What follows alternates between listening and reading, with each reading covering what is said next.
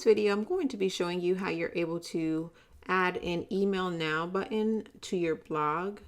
We're going to go to the blog first. You're going to come down to blog templates and go to single post.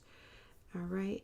Now you have a sidebar in your blog, and right here at the bottom it says let's talk. This is actually clickable where someone can email you. So I'm going to show you how to get that set up. So you're going to come up here to the left hand side and click on page, and then you're going to come down and select sidebar.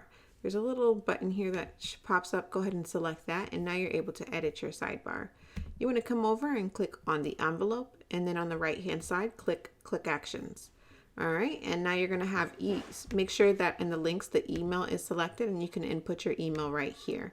And that's all there is to it. Make sure you publish it once it's done. And now whenever someone goes on your blog, if they want to reach out to you really quick, they can go ahead and select this right here, and it automatically prompts whatever email system they have configured with their computer to open up and write an email to you. So if you have any questions about this process, head over to the Facebook support community and ask for help. I'll be more than happy to assist, or you can email me at hello@bwpdesignstudio.com.